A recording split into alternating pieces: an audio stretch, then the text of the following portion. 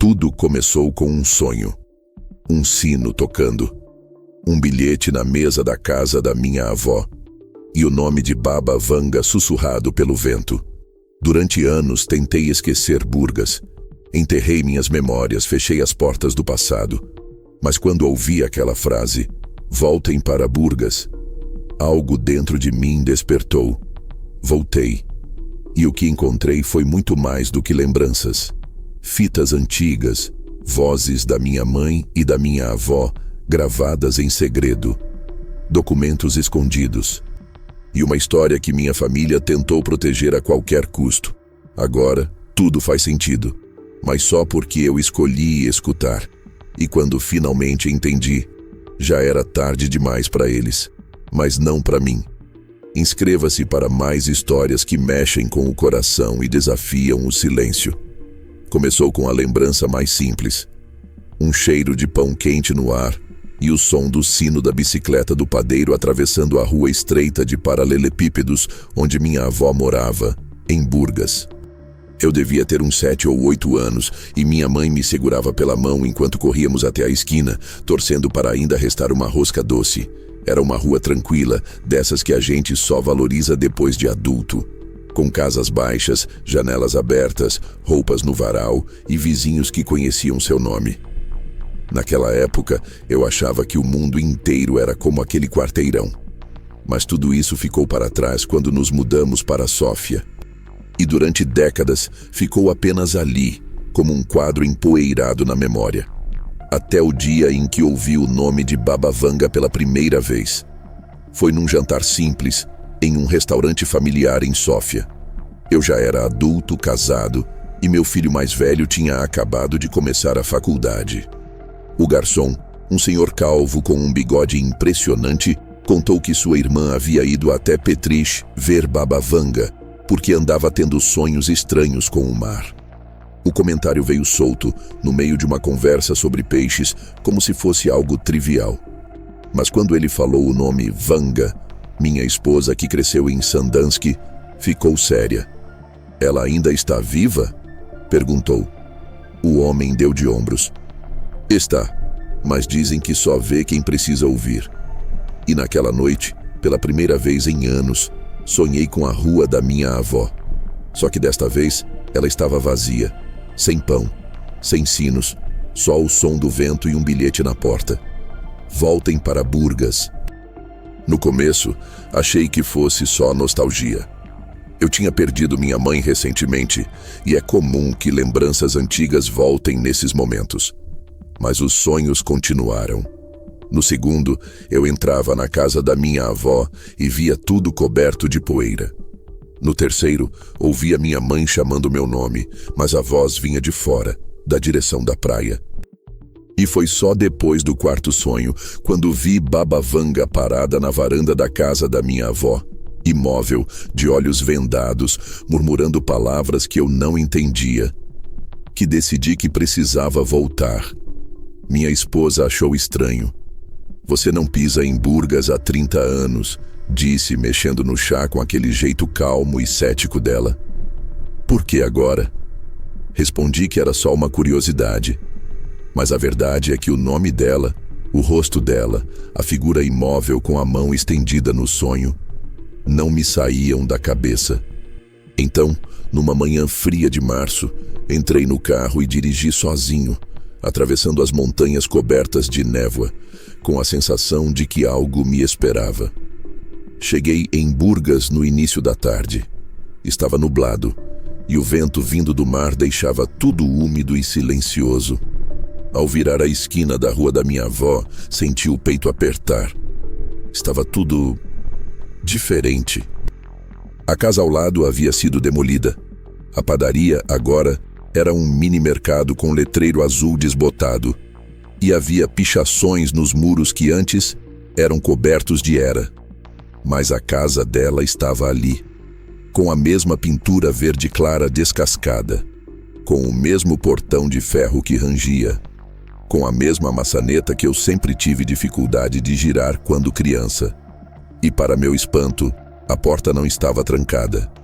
Empurrei devagar, com a mão tremendo. O ar lá dentro era pesado, como se décadas de silêncio tivessem se acumulado nos cantos. Tudo estava intacto. A cadeira de balanço no canto, as cortinas bordadas, a foto em preto e branco do meu avô sorrindo na moldura oval. Mas havia algo que não pertencia ali. Sobre a mesa da cozinha, uma flor seca. E ao lado, um papel com letras tortas escritas a lápis. Você demorou. Meu coração disparou. Corri até o fundo da casa, chamei por alguém, mas não havia mais ninguém.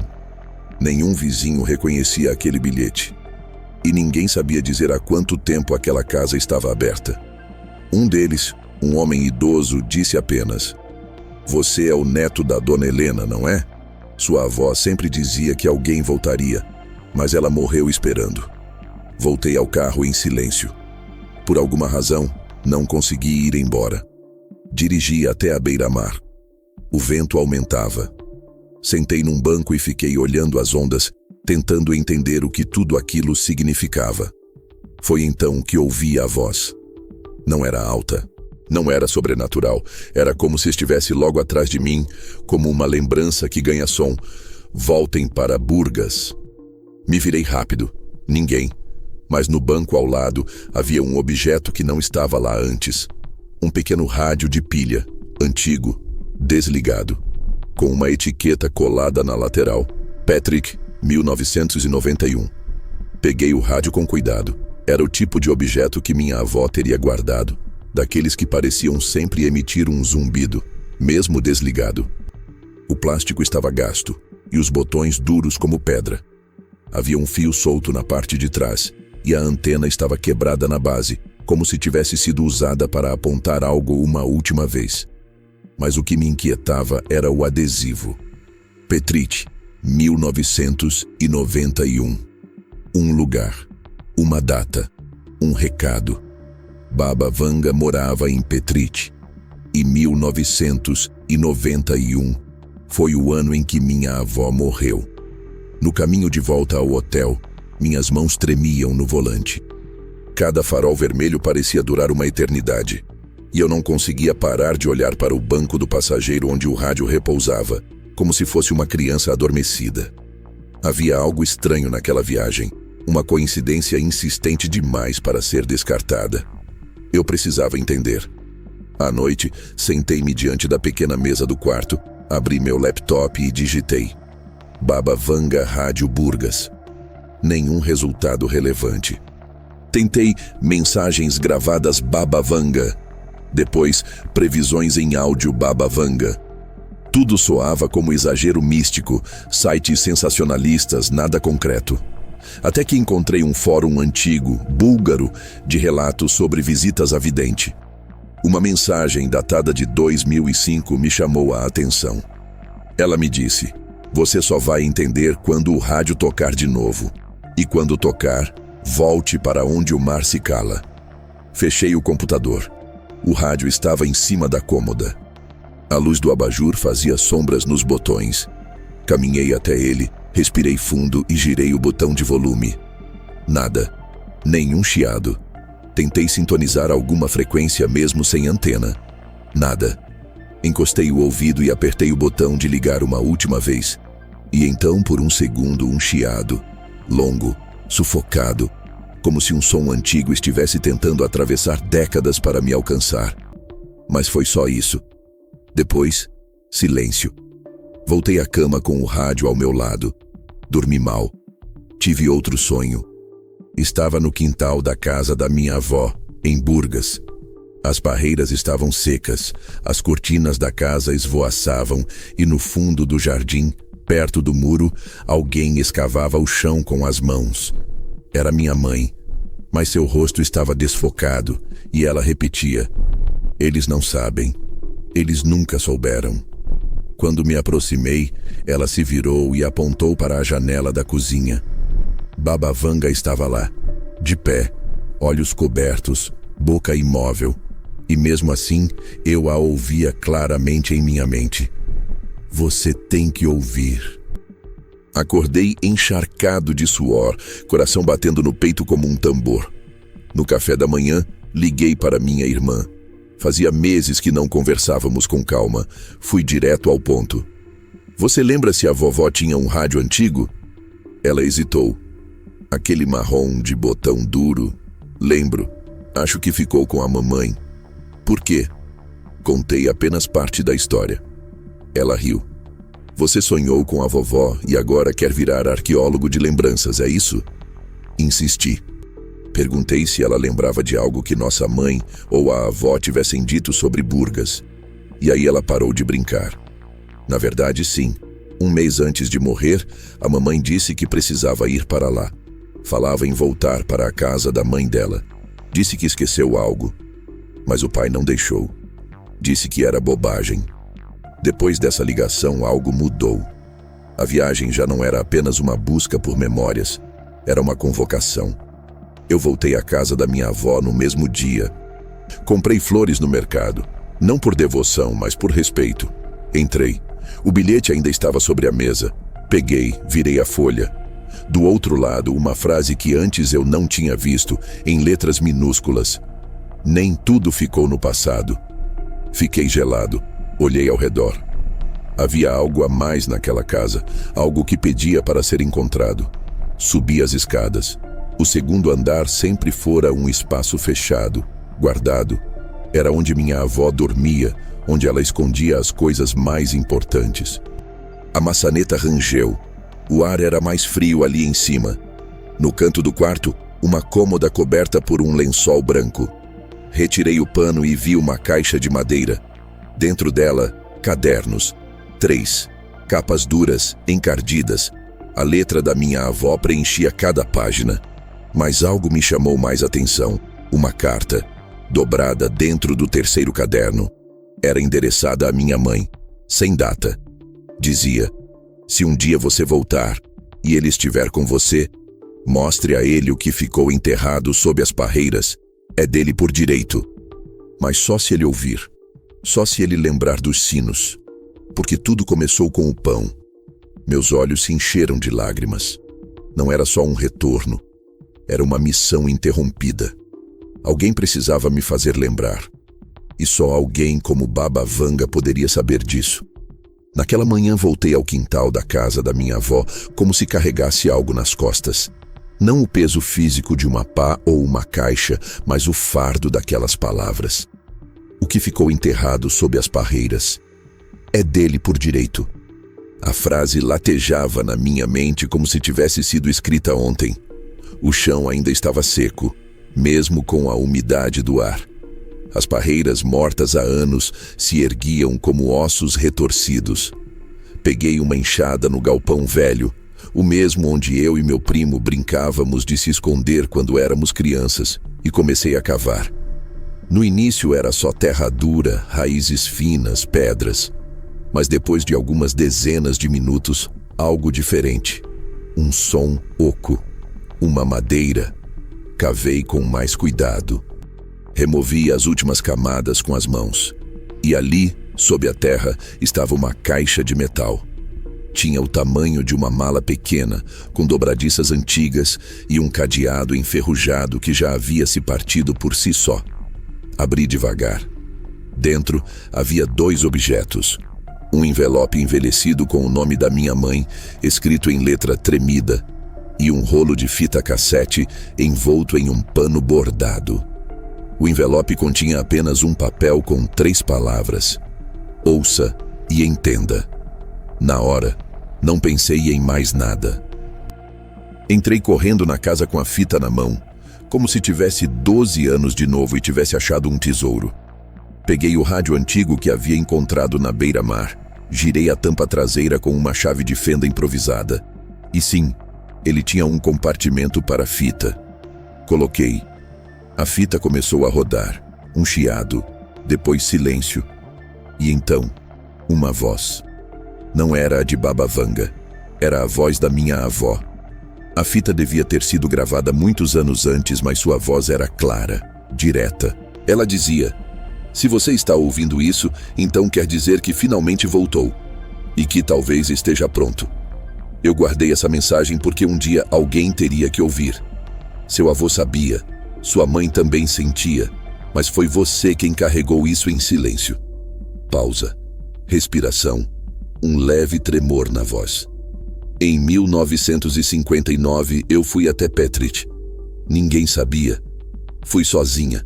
Atravessei 3 vilarejos para chegar até a casa da mulher cega que todos temiam, mas também respeitavam. Eu não fui pedir ajuda, fui levar uma resposta, porque ela me mandou chamar. Disse que uma criança da minha família viria com o dom do eco, e que ele ouviria sons que ninguém mais ouviria. Eu achei que fosse sua mãe, mas ela não quis escutar. Você, sim, sempre escutou. Você era o único que se virava quando o vento mudava de direção.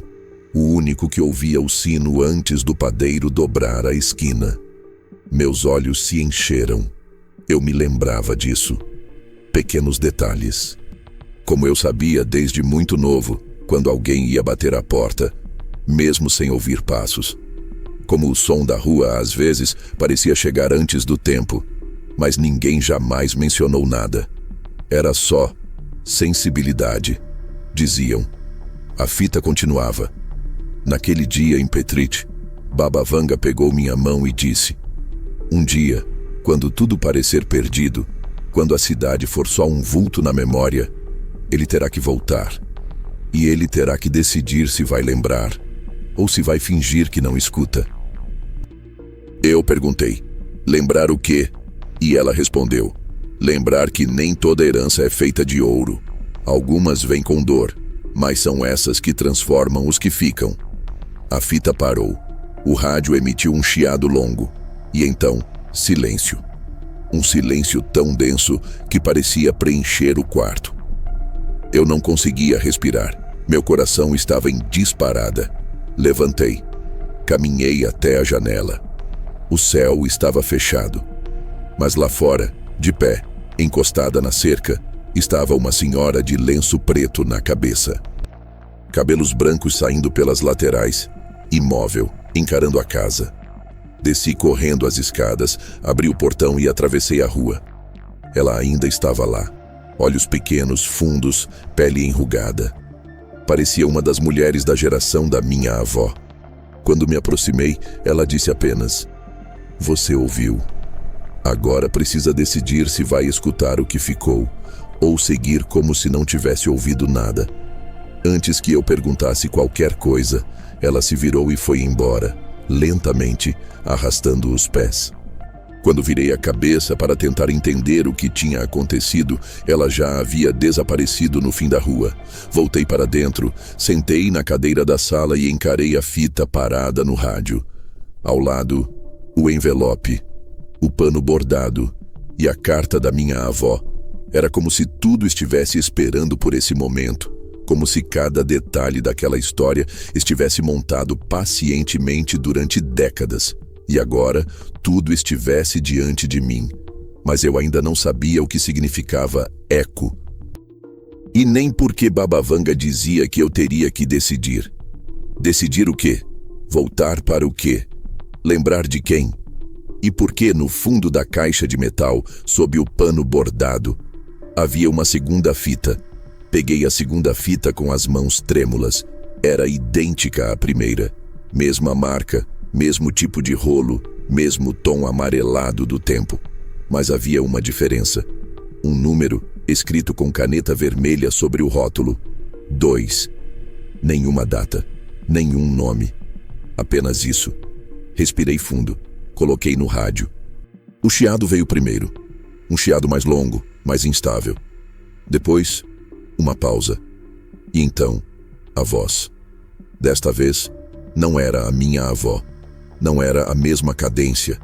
A respiração era mais firme, a voz mais baixa, quase sussurrada, com sotaque mais carregado. Mas havia algo nela que me era familiar. Quando a voz disse meu nome, quase deixei o rádio cair. Ela disse com clareza: "Dimitar. Se você está ouvindo isso é porque encontrou a primeira fita. E porque decidiu voltar." Era a voz da minha mãe. Ela nunca me disse nada sobre isso. Nunca falou sobre Vanga, nem sobre visitas secretas, nem sobre heranças escondidas. Mas ali estava, gravada, em um registro que devia ter décadas. Filho, talvez você nunca me perdoe por não ter te contado, mas eu tentei. Quando você era pequeno, eu quis te proteger. A sua avó dizia que o dom vinha com um preço, e eu não queria que você pagasse por algo que não escolheu. Mas depois que ela morreu, os sinais começaram a voltar. Você sabe do que estou falando. Os sons, as vozes distantes, os avisos sem explicação. Eu me vi aos 12 anos acordando no meio da noite porque ouvia alguém chamar meu nome e meus pais dizendo que era só sonho. Me vi aos 16 entrando em um ônibus e descendo no ponto certo mesmo sem saber o trajeto. Me vi aos 25 ouvindo o telefone tocar segundos antes de ele de fato tocar. Nunca contei para ninguém, porque ninguém jamais validou isso. Mas agora, minha mãe dizia que era real. Eu também fui a Petrich, anos depois da sua avó, sozinha, de madrugada. Eu queria respostas, queria que ela me dissesse que tudo aquilo era apenas coincidência. Mas Vanga não disse isso. Ela segurou minha mão, ficou em silêncio por quase 2 minutos. Depois murmurou: "Ele é o elo. Quando esquecer quem é, o mar vai lembrar. Quando fingir que não ouviu, o vento vai gritar." A fita ficou muda por alguns segundos. Depois minha mãe continuou. Ela disse que o elo quebra se não houver retorno, que alguns laços não podem ser cortados com o tempo, e que, se um dia eu te impedisse de voltar, eu estaria selando um silêncio que duraria gerações. Mas eu tive medo. Eu calei. E agora você está aí. Voltou. Está ouvindo. E eu não tenho mais como te dizer o que guardamos. Mas você pode sentir. Você vai saber. A casa tem cheiro de lembrança. O chão guarda o som dos pés de quem nunca se foi. A voz dela estava embargada. Era uma emoção crua, como eu nunca tinha escutado nem nos piores momentos. Se você encontrou a caixa, então você sabe que há mais. O pano bordado, ele não é só um pano, ele é o mapa. A costura não é aleatória. Sua avó escondeu tudo naquilo. O padrão mostra onde começa e onde termina. E se você olhar por baixo da cômoda, vai entender, vai encontrar. A fita acabou. Me levantei como um autômato. Peguei o pano bordado com cuidado. Era o mesmo que minha avó usava na ceia de Natal, com flores vermelhas e detalhes em verde e dourado. Mas olhando com atenção, percebi que as linhas não eram simétricas. Algumas bordas estavam mais grossas, outras mais gastas. E no canto inferior direito, havia uma pequena costura extra, quase invisível. Cortei com cuidado. Dentro, um papel dobrado várias vezes. Um desenho. Um retângulo. A planta de um cômodo. Um X marcado no canto. E a frase: "Abaixo da madeira falsa, onde a sombra não alcança." Subi correndo. Entrei no quarto da minha avó. Afastei a cômoda pesada com esforço. Debaixo dela havia tábuas antigas, mas uma delas era diferente, mais clara, mais lisa. Bati com os nós dos dedos. Soava oco. Peguei uma faca e forcei a borda. A madeira cedeu. Dentro, um buraco com uma pequena caixa preta de couro. Dentro da caixa, um diário. Abri. As páginas estavam amareladas, mas inteiras, escritas com a mesma letra firme da minha avó. A primeira página dizia: "Para de imitar, se um dia decidir ouvir." E não apenas escutar. Fechei os olhos. Senti como se um peso de toda uma linhagem estivesse sobre mim. O diário pesava mais do que qualquer herança. E eu ainda não sabia o que ele dizia. Mas ali, naquele instante, em meio à poeira, ao rádio parado, ao pano cortado e às vozes do passado, eu entendi que não estava ali apenas para descobrir. Estava ali para continuar algo. Para reconstruir algo que fora silenciado, por medo, por amor, por dor. E naquele momento, alguém bateu a porta. A batida na porta não foi forte. 3 toques secos, como quem hesita entre ir embora ou insistir. Eu congelei no meio do quarto, segurando o diário nas mãos. Era tarde. A rua estava silenciosa e ninguém sabia que eu estava ali. Pelo menos ninguém que tivesse sido avisado por mim. Desci devagar. Cada degrau doía como um sino abafado dentro do peito. Cheguei à porta.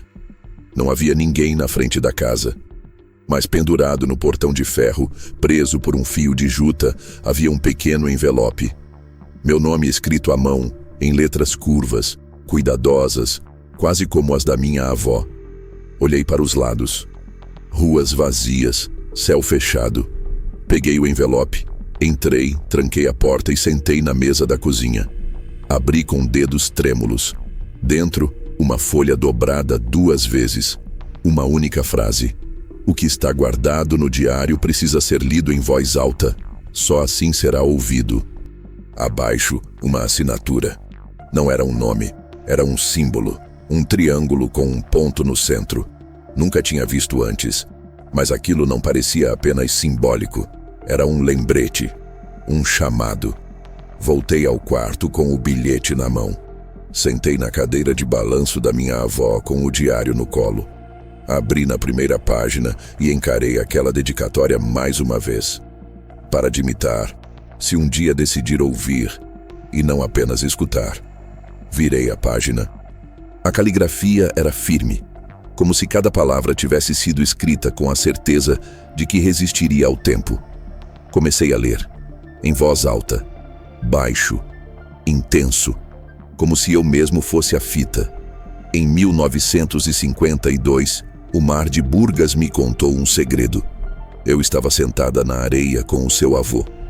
Ele dormia, e eu ouvia, como sempre ouvi, os sons antes que eles chegassem. Um barco afundaria naquela mesma tarde. E eu soube, não porque alguém me disse, mas porque o som da madeira partindo já ecoava nas ondas, mesmo com o céu limpo. Corri até o porto. Gritei. Fui ignorada. À noite, morreram 3 pescadores. E pela primeira vez, eu entendi. Ouvir é uma maldição quando ninguém acredita em você. Continuei lendo. As mãos suavam. Cada página revelava fragmentos de uma história que eu nunca conheci. Minha avó falava sobre momentos em que ouvia o futuro chegando, sobre noites em que acordava com sons de passos que só vinham 1 semana depois, sobre um tipo de percepção que não era visão, nem tato, nem premonição. Era escuta pura, vibração, intuição ancestral. Ela chamava de o eco dos que ainda não vieram.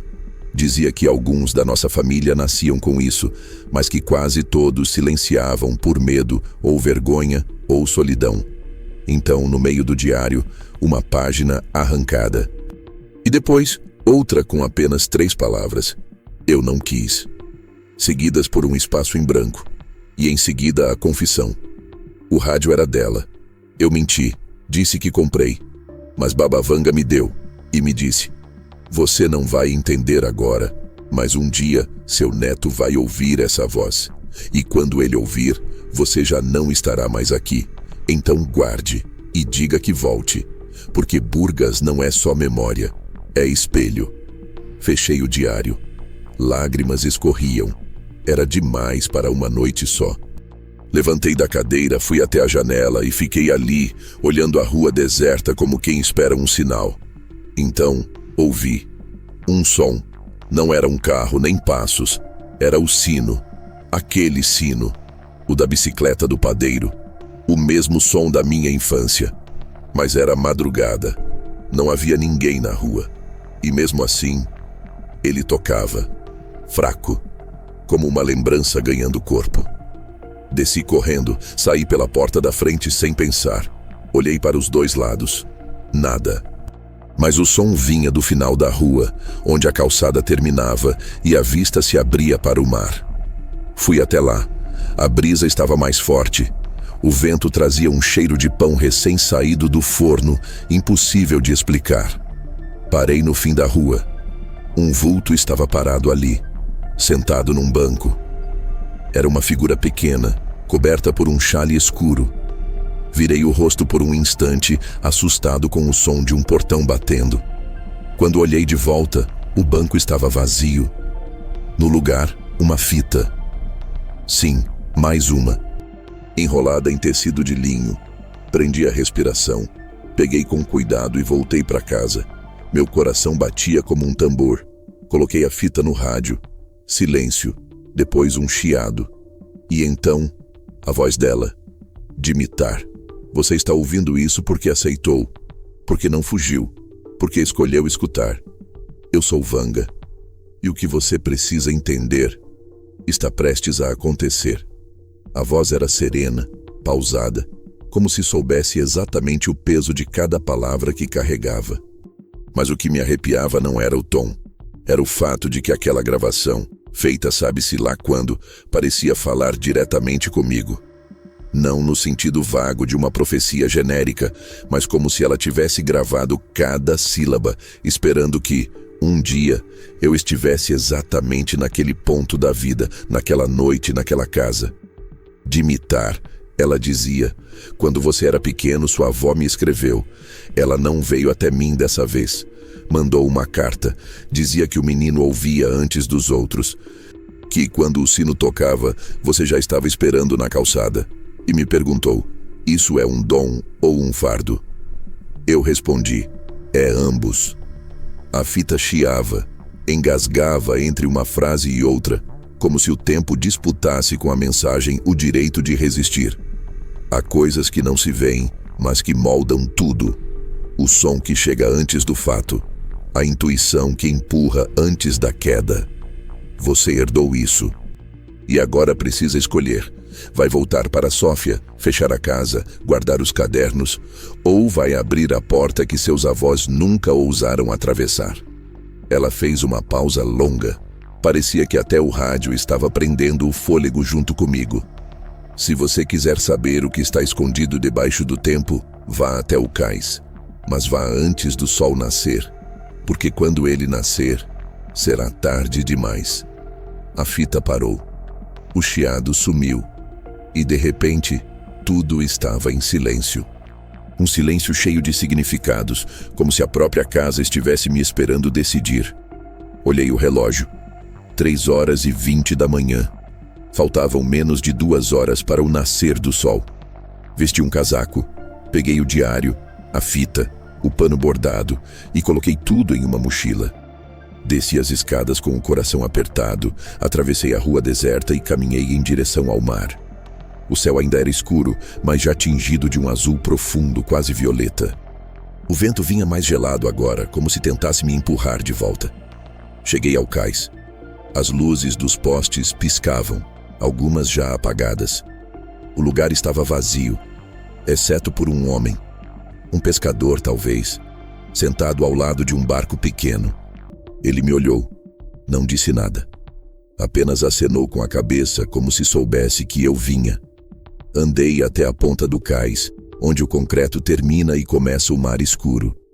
Ali, havia uma estrutura antiga de ferro enferrujado. Um compartimento trancado. Um cadeado grosso, preso a uma alça desgastada. Mas o mais estranho é que ali, pendurada, estava uma pequena chave, amarrada com um fio de juta igual ao do envelope que encontrei no portão. Peguei a chave. Cabia no cadeado. Girei. O trinco estalou. Levantei a tampa metálica. Dentro, uma caixa. Abri com as mãos tremendo. Lá estavam documentos, fotos antigas, certidões, cartas, tudo com nomes da minha família. Mas um dos papéis estava plastificado, protegido como se fosse a peça mais importante. Uma certidão de nascimento com o nome da minha mãe, mas não como eu conhecia. O nome do pai era outro, uma identidade que eu nunca ouvira. E junto, um recorte de jornal amarelado, datado de 1952. Marinheiro desaparece misteriosamente no porto de Burgas. Família acusa omissão. Últimas palavras foram: o mar está gritando. Senti o chão se afastar, o ar ficar rarefeito. Minha avó sabia, minha mãe também. Mas ninguém me contou. E agora tudo estava ali. A linhagem escondida, a história silenciada, o eco do qual falavam, Era o lamento não resolvido, a ausência nunca explicada, a origem apagada de mim. Guardei tudo com cuidado. Quando me virei, o pescador ainda estava lá. Fumava devagar, olhando o mar como se conversasse com ele. Me aproximei e perguntei se conhecia minha família. Ele não respondeu, apenas apontou para o céu, onde o horizonte começava a clarear. "Volte agora", ele disse. "Se demorar, não vai ouvir mais." Corri pelas ruas de volta à casa. Cada janela parecia um olho me observando. O vento era mais cortante. Quando entrei, o rádio, que eu deixara desligado, estava chiando. Me aproximei. Uma nova voz surgiu, fraca, longínqua, uma criança. "Vovó", ele voltou. E depois, o som do sino. Aquele som. O sino. Baixo, arrastado, como um lamento de metal vindo de algum lugar entre o presente e a memória. Era impossível, mas ali estava de novo. O rádio chiava. A voz da criança havia sumido, e o silêncio era tão espesso que parecia conter o tempo. Encostei a testa no aparelho e fechei os olhos. E então, algo dentro de mim, não uma lembrança, mas uma sensação física, me empurrou para o andar de cima. Subi as escadas como se estivesse em transe. A luz do amanhecer começava a se infiltrar pelas frestas das cortinas. O quarto da minha avó estava como deixei, o diário ainda sobre a cama. Mas agora havia algo diferente. Uma mudança sutil, um cheiro. Não de poeira nem de madeira antiga, mas de lavanda, o perfume que ela usava. Como se alguém tivesse passado por ali há poucos minutos. No chão, junto à cômoda, onde eu havia encontrado a caixa escondida, notei uma sombra que não estava lá antes. Não era de nenhum objeto. Era uma mancha escura do tamanho de uma mão, bem ao lado da tábua removida. Aproximei-me e toquei com a ponta dos dedos. Fria, quase molhada, mas seca. E ao lado, no rodapé da parede, uma nova rachadura havia se formado. E nela, enfiada como se tivesse sido deixada ali de propósito, uma folha de papel dobrada. Retirei com cuidado. Estava velha, manchada, e levava a letra da minha avó. Dimitar, se você chegou até aqui é porque não ignorou os ecos, e por isso precisa saber. O que sua mãe não disse, o que eu não consegui completar, está em Varna. A verdade não cabe em uma só casa, nem em uma só cidade. O que começou no cais de Burgas termina onde o hospital foi fechado. Vá antes de esquecer o que ouviu. Varna. O hospital fechado. Aquilo não fazia sentido. Eu nunca ouvi falar de ligação entre nossa família e Varna, mas a referência era clara, e o prazo, implícito. Antes de esquecer o que ouviu. Porque esquecer era parte do que esse dom parecia provocar. Não escutar seria mais fácil, mas escutar era carregar. No andar de baixo, o rádio voltou a chiar, mais forte desta vez. Fui até ele. O som oscilava, como ondas quebrando. E então, por um instante, a voz de Baba Vanga novamente. Não é sobre prever, é sobre lembrar. Quando o mundo tenta apagar, alguém precisa ser o eco. E os ecos vivem onde o silêncio começa. Foi tudo.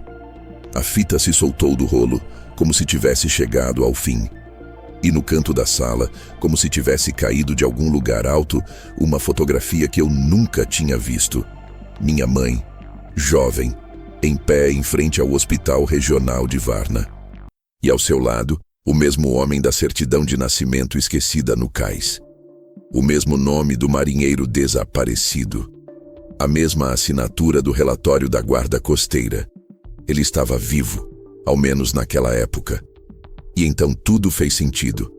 Minha mãe sabia que o pai dela não tinha morrido no mar. Sabia que ele havia sido levado, ocultado, que a história do afogamento foi só a cortina, que alguém, ou algum grupo, tinha silenciado tudo. E que minha avó, com o dom de escutar os ecos, tentou avisar, tentou proteger, mas foi calada pelo medo, ou pela impotência. Varna era onde tudo havia terminado, ou onde tudo precisava recomeçar. Pensei em tudo que tinha nas mãos: o diário, as fitas, a certidão, o recorte do jornal, as cartas escondidas. Tudo apontava para uma verdade que ninguém jamais quis tornar pública. Um homem desaparecido do registro civil, uma mãe silenciada, um neto condenado a escutar o que os outros fingem não ouvir. E uma cidade, Burgas, que serviu de início e de espelho. Voltei à cozinha, sentei-me à mesa onde minha avó deixava o bilhete "Você demorou", e pela primeira vez respondi em voz alta: "Eu voltei, e agora vou continuar". Na hora em que disse isso, o rádio já desligado emitiu um último chiado, fraco, como um suspiro. Depois, silêncio completo. Arrumei minha mochila. Peguei o diário, as fitas, os documentos. Tranquei a casa. E quando olhei uma última vez para trás, senti como se alguém estivesse na janela do andar de cima. Não olhei de novo, porque já não precisava ver. Eu sabia, era ela. A voz que escutava, o eco que guiava. Entrei no carro, liguei o motor, peguei a estrada para Varna e prometi a mim mesmo: não importa o que eu encontre lá, dessa vez eu não vou me calar. A estrada até Varna parecia mais longa do que eu lembrava. O céu já estava claro, mas o sol ainda não se impunha. O mar, à esquerda, seguia o carro como uma sombra líquida. Eu dirigia em silêncio, sem música, sem rádio, só com as palavras de Baba Vanga e da minha avó ressoando na mente como uma oração antiga. Na mochila, ao lado do banco, estavam o diário, as fitas, os documentos e a fotografia diante do hospital, e era para lá que eu ia. O hospital fechado de Varna, um prédio que, segundo minhas buscas rápidas, havia sido desativado no fim dos anos 90, depois de um suposto incidente estrutural. Mas todos os relatos eram vagos, e ninguém mencionava o que era mais importante: por que de fato ele foi fechado? E por que a última foto da minha mãe com o pai que nunca conheci tinha sido tirada justamente ali? Cheguei perto das 9 horas. O prédio era imponente, com janelas quebradas e muros tomados por eras. Um portão enferrujado protegia a entrada, mas estava entreaberto. Não havia sinais de guardas ou de qualquer vigilância.